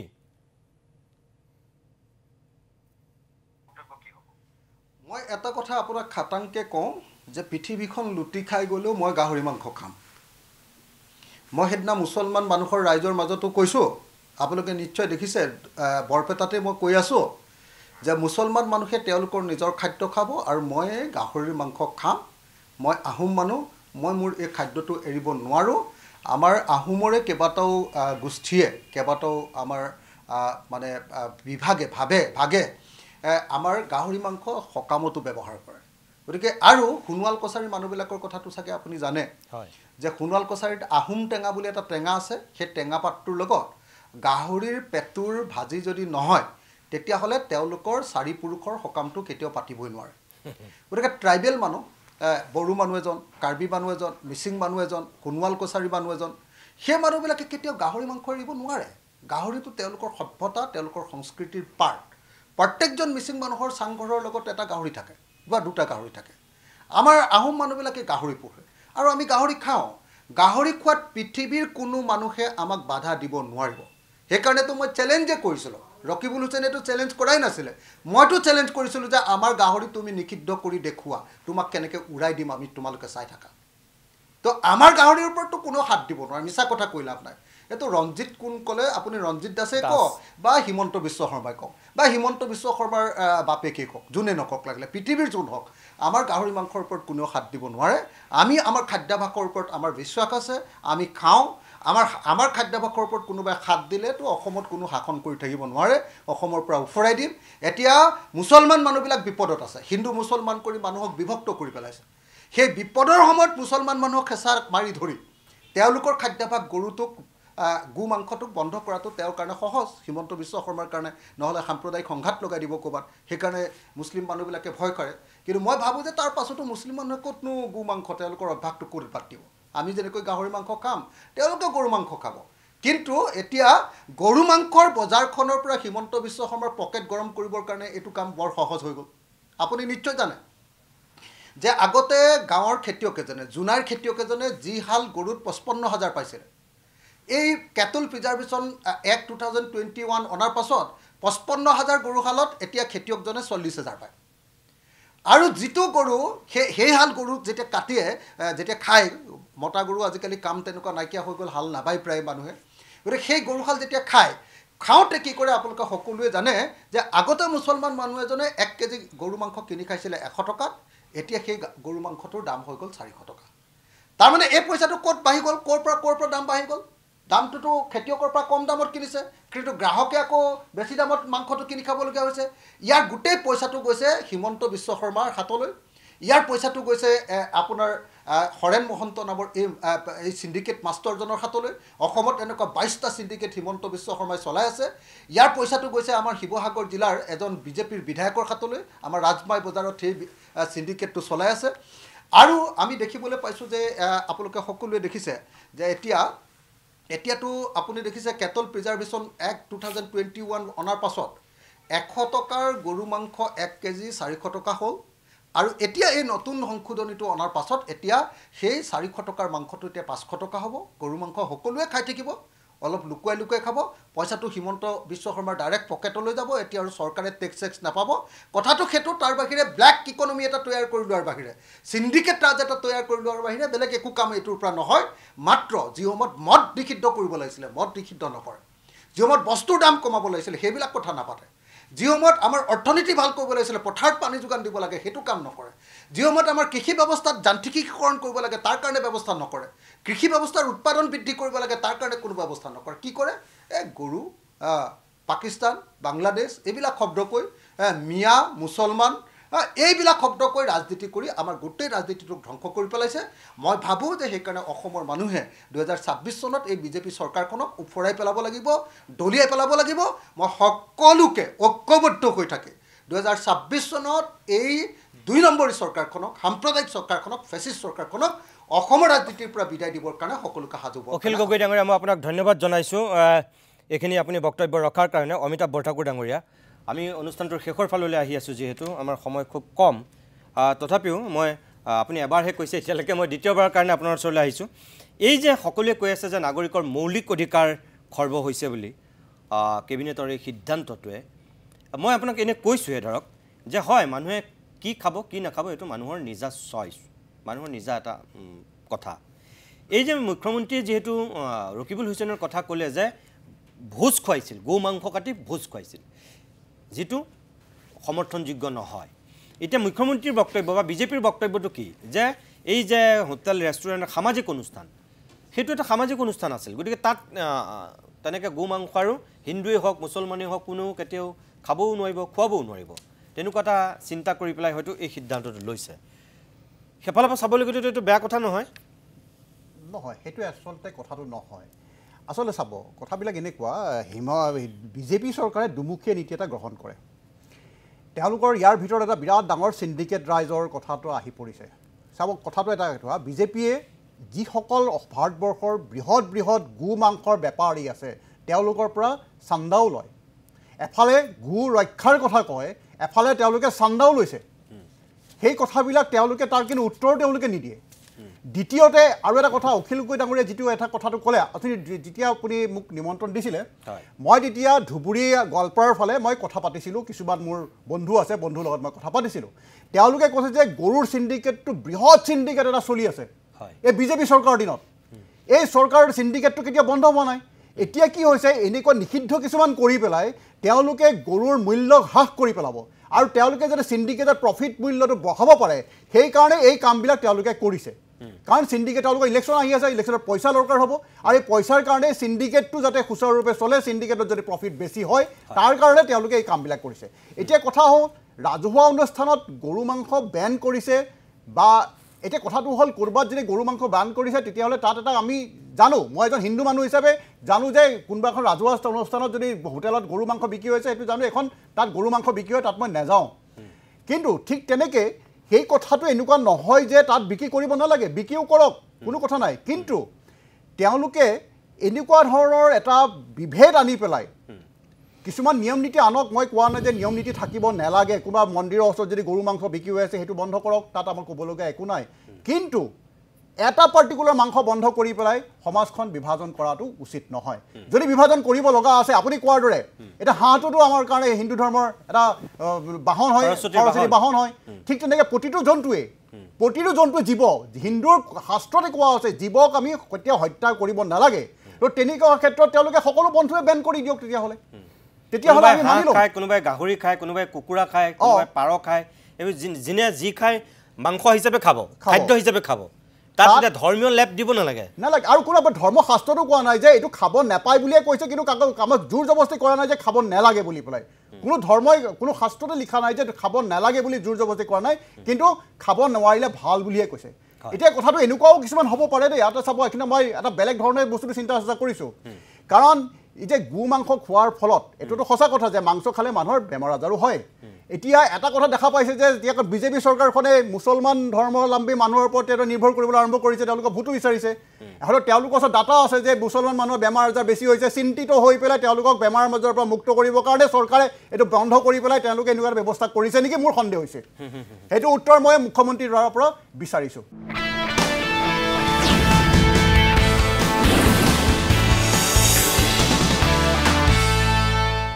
আমান ৱাদুত মই আপোনাৰ কাষলৈকে আহিছোঁ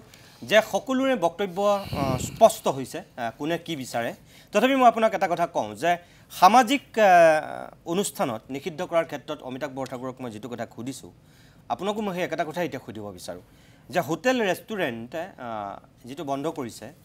এইটোৰ ক্ষেত্ৰত হয়তো মই ভাবোঁ যে মানুহৰ যুক্তি আছে কিন্তু সামাজিক অনুষ্ঠানত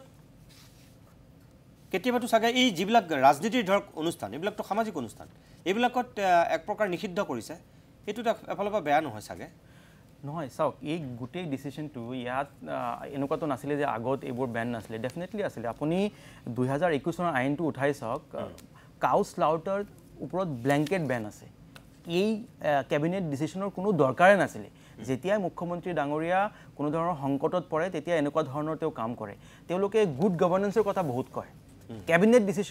ডিচিশ্যনত তেওঁ গুড গভৰ্নেন্সৰ ওপৰত কোনো গুৰুত্ব নিদিয়ে কিন্তু নিজৰ গুৰুত্ব বঢ়োৱাৰ কাৰণে ঝাৰখণ্ড মই আকৌ ৰিপিট কৰিছোঁ ঝাৰখণ্ড ইলেকশ্যন তেওঁৰ কাৰণে হাৰিছে আৰু নাগপুৰত আৰু দিল্লীত তেওঁৰ গুৰুত্ব কমি গৈছে সেইকাৰণে এই কেবিনেট ডিচিশ্যনৰ থ্ৰুৰে তেওঁ সেই গুৰুত্ব বঢ়োৱাৰ কাম কৰিছে এই কেবিনেট ডিচিশ্যনৰ থ্ৰুৰে কোনো গুড গভৰ্নেন্সে কোনো কাম হোৱা নাই নিজৰ গুৰুত্ব বঢ়াবলৈ তেওঁ কাম কৰি আছে মই মমিনুল আউল মই আপোনাৰ কাষলৈ আহিছোঁ আজি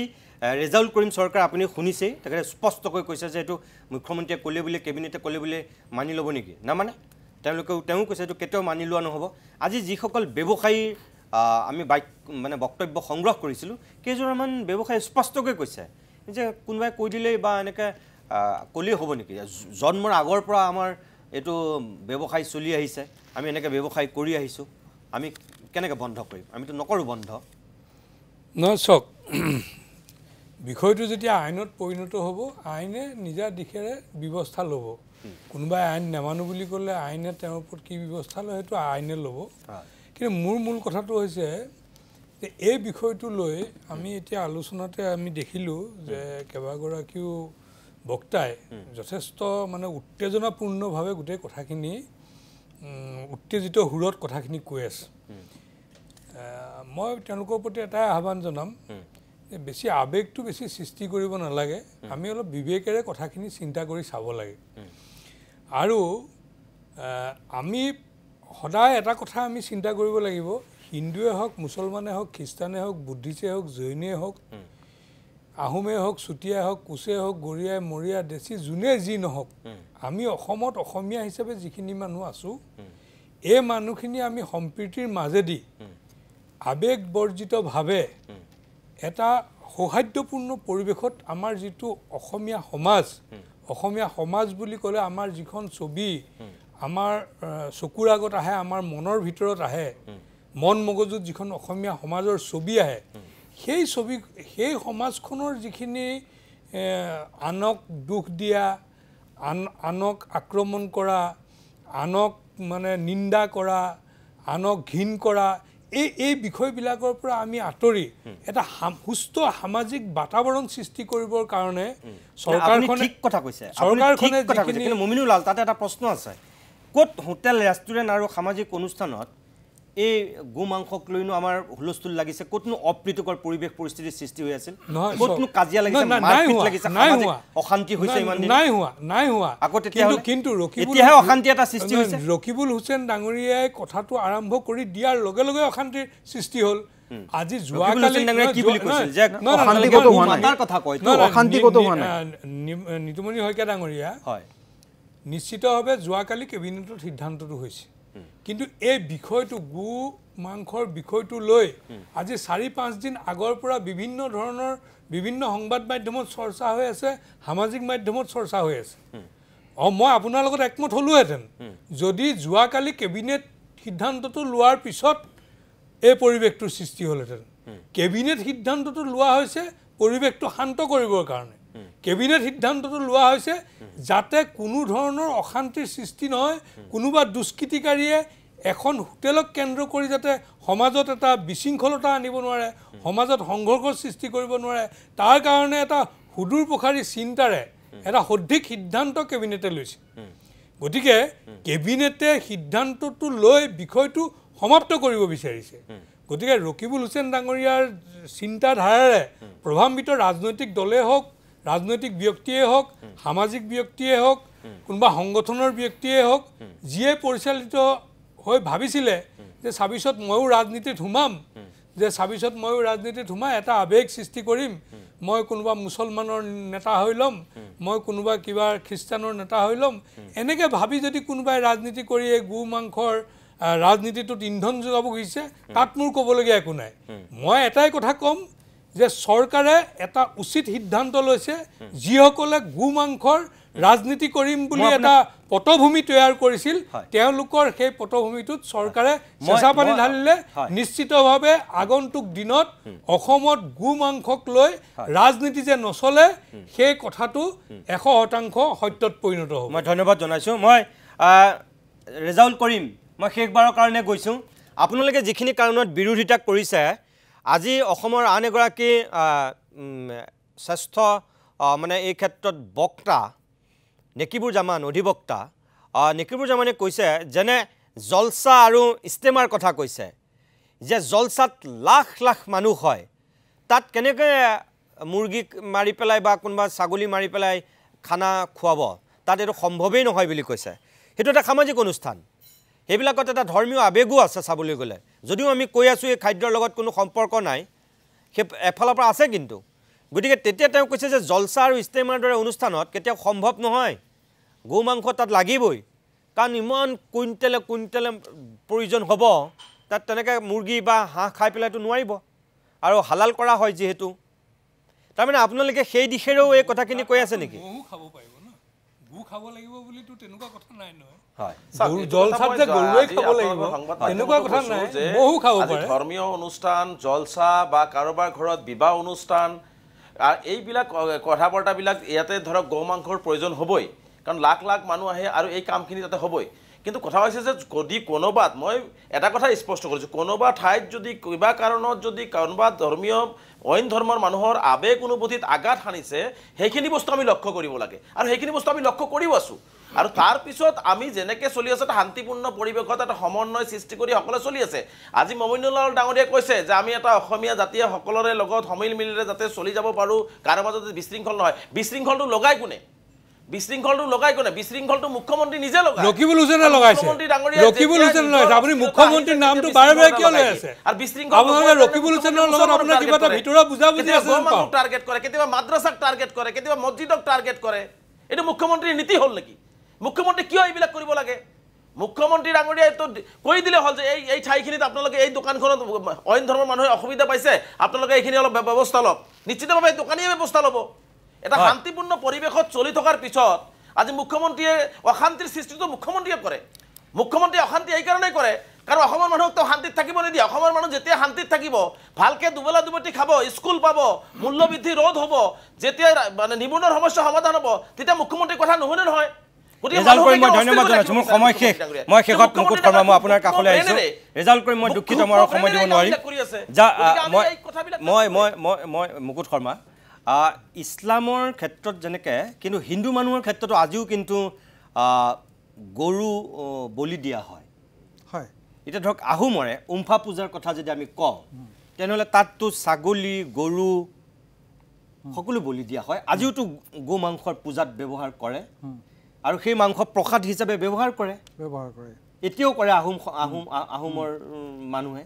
এইটো পূজাৰ সামগ্ৰী এইটো প্ৰসাদ গৰু বলি দিয়াটো তাত উমফা পূজাত তেনেহ'লে সামাজিক অনুষ্ঠানত যে এতিয়া নিষিদ্ধ কৰিছে তেতিয়াহ'লে তাত কি হ'ব এতিয়া উমফা পূজাটো বলি দিব নোৱাৰিব ঠিক তেনেকৈ আমাৰ বহু মানুহে এতিয়া যদি উমফা পূজাত ধৰক মই ক'লোঁ যে গো মাংসৰ কাৰণে বলি বন্ধ হৈ গ'ল তাত বলি নিদিলে কাইলৈ পৰহিলে যে আমাৰ এতিয়া মহ বলি যে দিয়ে এইটো ক'ব খুজিছোঁ মনসা পূজাত যে মহ বলি দিয়ে আমাৰ কামাখ্যাত বা বিলেশ্বৰত যে মহ বলি দিয়ে এই গৰু যেতিয়া আহোমে যদি কাইলৈ যিটো পৰম্পৰাগত শ বছৰ ধৰি উমফা পূজাত তেওঁলোকে বলি দি পূজা কৰি আহিছিল আৰু সেইটো প্ৰসাদ হিচাপে গোটেইখিনি মাংস ছাগলী মাংস হাঁহৰ মাংস গো মাংস সকলো একত্ৰিত কৰি এটা প্ৰসাদ প্ৰস্তুত কৰে বোলে যদি কাইলৈ পৰহিলে আকৌ এই মহক বলি দিয়াক লৈ যদি তেনেকুৱা এটা পৰিৱেশৰ সৃষ্টি হয় তেনেহ'লেতো কথাবিলাক বহুত ক'ৰবালৈ গুচি যাব কথাবিলাক বহুত ক'ৰবালৈকে গুচি যাব আৰু সেইকাৰণে মই কৈছিলোঁ যে আলোচনা কৰিব নলগা বিষয় এটা ইয়াত পাতি অনা হৈছে এই সকলো সিদ্ধান্ত হৈছে এটা ৰাজনৈতিক সিদ্ধান্ত ই মানুহক কেতিয়াও সহায় নকৰে আজি গৰুৰ মাংসৰ দাম কম কাৰণে মানুহে খাইছিলে কিন্তু গৰুৰ মাংসক লৈ ইমান দিনতো একো প্ৰব্লেম হোৱা নাই আমিতো হিন্দু মুছলমান বহু ঠাইত একেলগে বাস কৰিছোঁ তাততো তেওঁলোকে কেতিয়াও অপেনলি গৰু মাংস কাটি খোৱা আমি দেখা নাই তেওঁলোকে খাই নিজৰ ভিতৰত খাই মনে মনে খায় মাংস নিলেও তেওঁলোকে কৰিবলৈ নিলে আগত মাংস নি আমি সৰুতে দেখা পাওঁ কওঁ যে আজি ঈদ তেওঁলোকে এইটো মাংস লৈ গৈছে তা আমাৰতো কেতিয়াও সমস্যা হোৱা নাই সমস্যাটো আমি এনেকুৱা খৰৰ নিচিনা খৰটো যেনেকৈ খোজালে বহল হৈ যায় এই কথাবিলাক আমি মানে বনাই লৈছোঁ বহলাই লৈছোঁ গতিকে মই ভাবোঁ যে এই ক্ষেত্ৰত যদি আলাপ আলোচনাৰ জৰিয়তে অধিক সময়লৈ চৰ্চা কৰিলেহেঁতেন যে কাৰো ধৰ্মীয় অনুভূতিত সামাজিক কথা ক্ষেত্ৰত একো অনিষ্ট নোহোৱাকৈ আমি সিদ্ধান্ত ল'লেহেঁতেন তেনেহ'লে এই প্ৰব্লেমটো নহ'লহেঁতেন কিন্তু এই কথাখিনি নহ'ল আৰু শেষত কিন্তু মই এটা কথা ক'ব লাগিব যে আমি সকলো চিভিল ছ'চাইটিৰ মানুহ আমি এটা আলোচনাহে কৰিছোঁ এটা কথাত কিন্তু কোনেও মাত নামাতিলে সেই কথাটো মই কিন্তু অকণমান এইকাৰণে ক'ব খুজিছোঁ যে অখিল গগৈ এগৰাকী ৰাজনীতিবিদ ৰাজনীতিৰ লগত জড়িত মানুহ তেওঁৰ ভৱিষ্যত আছে বা আমি ভালো পাওঁ কিন্তু তেওঁ কথা প্ৰসংগতে হিমন্ত বিশ্ব শৰ্মাৰ বাপেকৰ কথা এটা কৈছে তেওঁৰ বাপেকেও কৰিব নোৱাৰিলেহেঁতেন মৃত মানুহৰ এই কথাটোত মই কিন্তু হয় ঠিক আছে বাৰু মই আপোনালোকক ধন্যবাদ জনাইছোঁ ইমান সময় আপোনালোকে দিলে সকলোৱে বক্তব্য ৰাখিলে চাৰিজন ৰাজনীতিক এজন ছাত্ৰ সংগঠনৰ সভাপতি আৰু আনজন লেখক আপোনালোক ছগৰাকীয়ে নিজৰ বক্তব্য ৰাখিলে এটা চৰ্চিত বিষয় স্বাভাৱিকতে মানুহৰ এটা উৎসুকতা আছে বিষয়টোৰ সন্দৰ্ভত ৰাজনৈতিক দলবিলাকৰ দৃষ্টিভংগী কেনেকুৱা হ'ব কি হ'ব শেষত এটাই কম সৰুতে ৰচনা লিখিছিলোঁ গৰু বিষয় ৰচনা আপুনিও লিখিছিল আমিও লিখিছিলোঁ আৰু গৰিষ্ঠ সংখ্যকেই চাগে লিখিছিল এটা বাক্য গৰু এবিধ চাৰিঠেঙীয়া জন্তু আৰু আজিৰ যদি ছাত্ৰ ছাত্ৰীক কোনোবাই এই পৰিৱেশত গৰুৰ বিষয়ে এখন ৰচনা লিখিবলৈ দিয়ে তেতিয়া হয়তো আজিৰ ছাত্ৰ ছাত্ৰীয়ে লিখিব গৰু এক ৰাজনৈতিক জন্তু গৰু কোনে খাব কোনে নাখাব তাক লৈ অসমত হুলস্থুল হয় ৰাজনীতিকৰ মাজত ৰাজনৈতিক দলৰ মাজত কাজিয়া লাগে বাকযুদ্ধ হয় গৰুক লৈ কেবিনেটত সিদ্ধান্ত হয় সকলোখিনি কথা আপোনালোকেই বিচাৰ কৰক মই আৰু একো নকওঁ গৰু বিষয়ৰ সেই ৰচনাখনলৈ মনত পৰিলে কাৰণে এই কথাকেইটা ক'লোঁ গালু বালু খোলাকটিৰ তাল মেকুৰীৰ ডিঙিত টিলিঙা আৰিব কোনে আজিৰ অভিমত ইমানতেই সামৰিছোঁ নমস্কাৰ